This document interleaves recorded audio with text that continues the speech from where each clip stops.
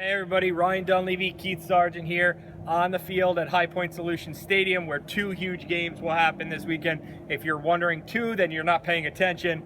Rutgers Penn State football game, 8 p.m. will be preceded by Rutgers Princeton outdoor wrestling match. Sarge, which one are you looking forward to more? Well, first off, there's no truth to the rumor that we're wearing Penn State colors. It just so happened to be that way. This is purple.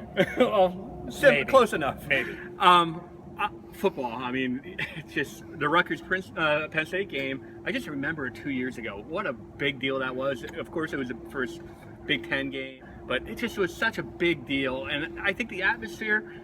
Of course, Rutgers isn't really playing for as much. You know, I even asked Coach Ash whether or not they're playing as a spoiler. He kind of dismissed that question, but James Franklin kind of got the ball rolling on Saturday night, where he's encouraging Penn State fans to wear white. We're going to see how many Penn State fans are going to be here. It might be half the crowd. How loyal the crowd is to their seniors on senior night, or if they're looking to make a quick $100 and sell the ticket to Penn State. That's interesting to me, and I would have never said this 2 years ago. I knew nothing about wrestling. I was a basketball guy as a high school sports writer. I'm looking forward to the wrestling match, man. I just think it's so neat. An outdoor wrestling match in the cold. These guys are all about toughness. It's going to be a display of toughness. Iowa did this last year. This is kind of a trend in Olympic sports. Now, how can we get a piece of the pie? Well, you do something this creative. We just talked to both coaches, Scott Goodale, Chris Ayers. They said this is kind of where things are going. These kids are really excited. I mean, for the wrestling guy who doesn't know a whole lot about wrestling, a lot of really good individual matchups.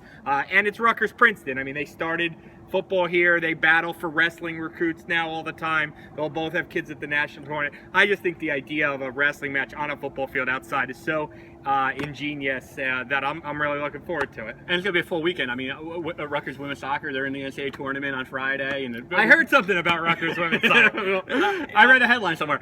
And you know, men's basketball, they go to DePaul on Thursday, and then they have a home game on Sunday. They're off to a 2-0 start, so you know, it should be a lot of fun. And we'll get to critique the food, as we always do. Of course.